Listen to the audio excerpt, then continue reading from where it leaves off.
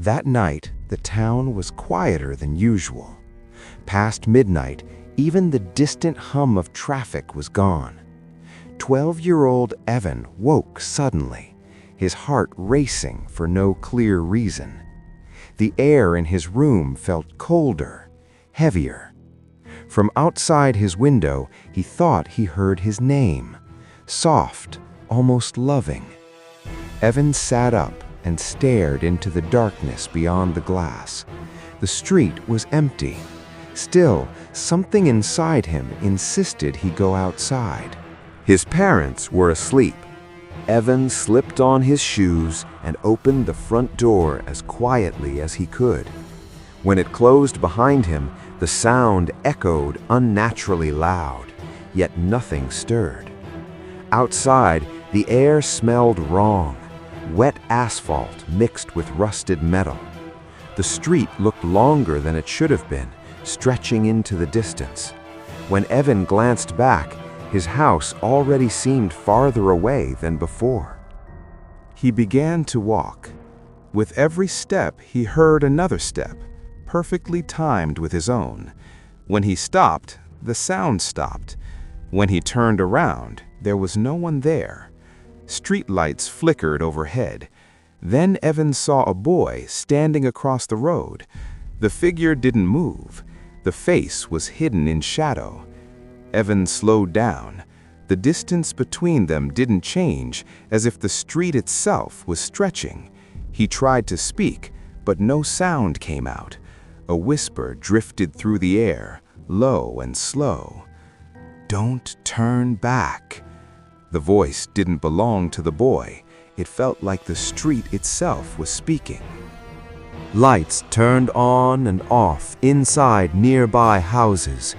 Shadows moved behind the windows, too tall, too thin, shaped wrong.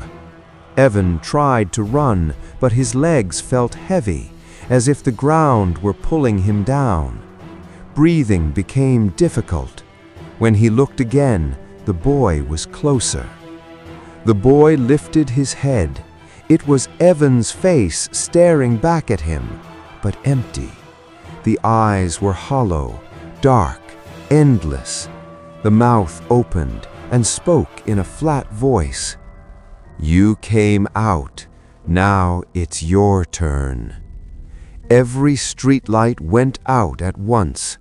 Darkness swallowed everything. Footsteps surrounded Evan. Not one, many. They circled him in the dark. Long, cold hands reached toward him, but never touched, as if waiting for permission. Evan tried to scream, but only silence came out. Suddenly, Evan jolted awake in his bed. His chest burned as he gasped for air. A nightmare, he thought. Then he noticed his feet, covered in dirt and damp asphalt. Slowly, he walked to the window. A boy stood under the streetlight, staring up at him, smiling. The next morning, a child was reported missing. Evan saw the photo online. His blood ran cold. The boy was the same one he had seen on the street. Evan understood then. This wasn't coincidence. The street was taking children, replacing them. A week passed. Another child disappeared. Then another. Every night, Evan stood by the door, listening. He knew the truth now. A child who walks into the dark is never the last one. Someone must take their place. That night, a whisper slid through the hallway. Evan stopped sleeping. Every night, the whisper returned, closer than before. Sometimes it came from the hallway, sometimes from inside his own head. At school, he noticed something strange. Fewer students in class. Desks were empty, names quietly removed from attendance lists. No one talked about it. It was as if the missing children had never existed. One evening, Evan followed the whisper again. His feet moved on their own, leading him back to the same street. This time, he saw more figures, Children standing under broken streetlights, faces blurred and incomplete. They watched him silently. Their shadows pointed toward him, even when the light didn't make sense. A voice rose from the darkness, deeper than before. "The street is hungry." Evan felt memories slipping away. His favorite song, his teacher's face, even the sound of his mother's laugh. The longer he stood there, the less human he felt. The street wasn't just taking bodies, it was erasing lives. At home, Evan tried to warn his parents. His mouth moved, but no words came out. They looked at him with confusion, then discomfort, like something about him felt wrong. That night, his reflection in the mirror blinked when he didn't. The smile came late, too wide. Evan returned to the street, willingly this time. The children parted as he walked through them. He understood now. Some were taken by force, others were chosen.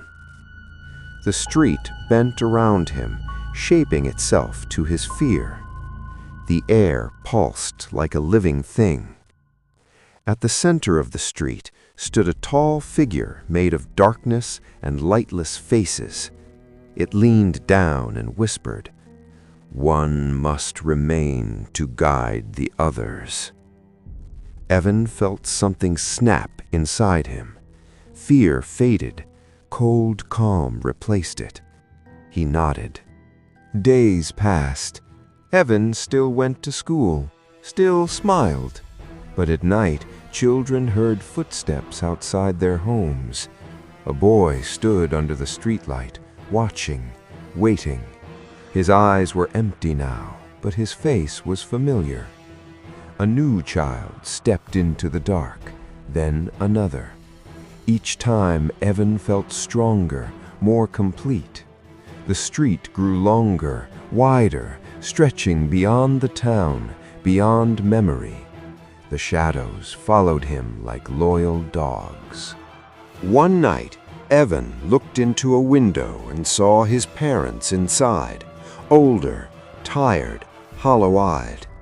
They felt something watching them, but couldn't remember why. Evan lifted his hand and touched the glass. For a moment, he almost remembered love. The street never sleeps.